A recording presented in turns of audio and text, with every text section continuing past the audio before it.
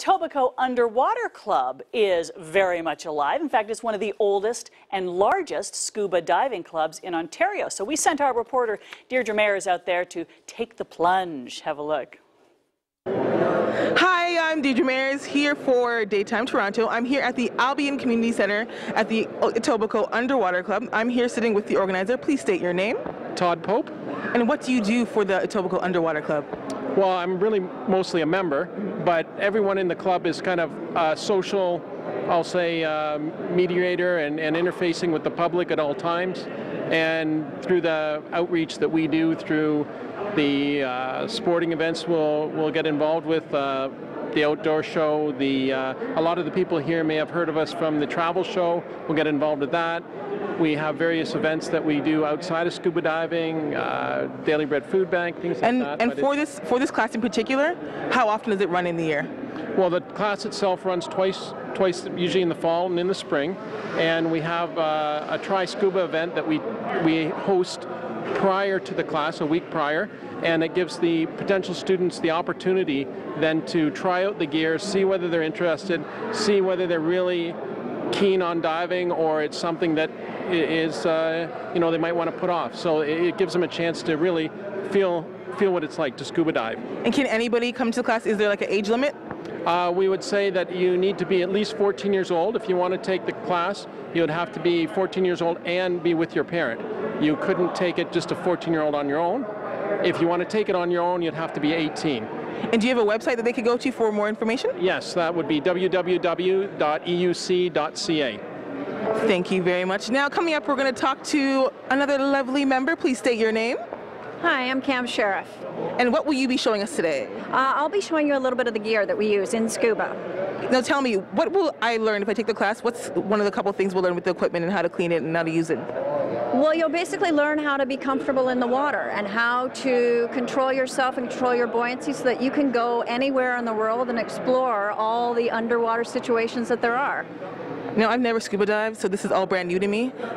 Teach me some of the prep that we learned. Like in the class they were in a circle before, I think cleaning their masks and getting their gear ready?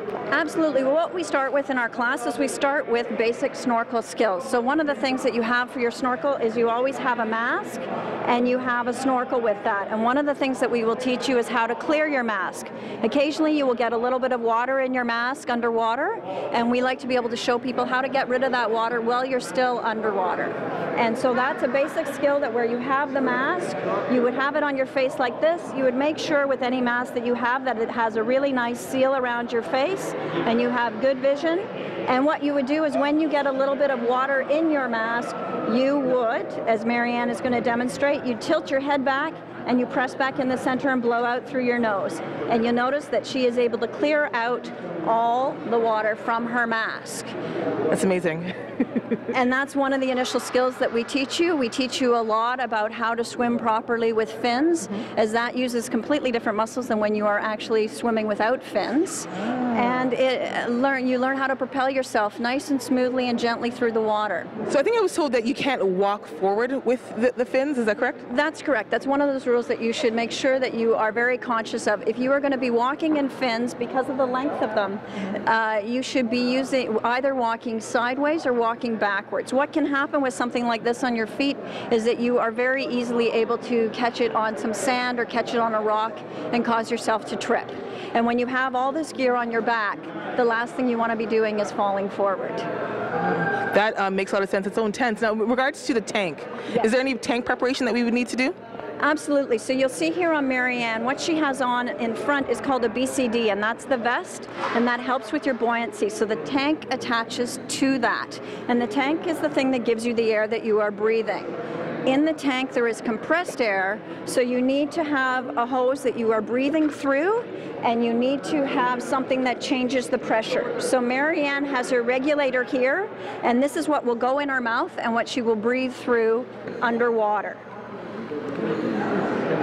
This is so for a newbie, somebody who's never scuba dived before, do you think that this is easy information to take in and to learn?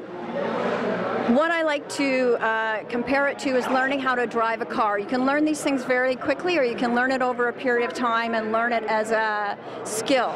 And so we find that it's something that the more you study and the more you learn, the better you are at it. So when we teach an 8-week course, so that gives you a chance to come, learn some skills, review them throughout the course of the week, and come back and ask some questions later on. Thank you, thank you. Now we have a club member as well. Now say your name. Wesley Bibi. And how long have you been part of the club? I've been in the club for about 3 years now. And what do you love about it most? Everything. I mean, learning to scuba dive was one of the best things that I ever done. And just being able to breathe underwater, that was the #1 thing for me. And I always wanted to get close up to the fishes to see the life under the water. So scuba is one thing that helped me accomplish that. So I was excited about learning how to do it, and I keep doing it, and I'm still doing it. And would you recommend it for newbies? Definitely. Well, thank you for your time. I'm here at the Albion Community Center at the Etobicoke Underwater Club. Now, I know I'm not dressed for the water this time, but next time you'll catch me in the water having a good time. Thank you. Back to you, Val. Yeah, you definitely have to try it. It's a little freaky.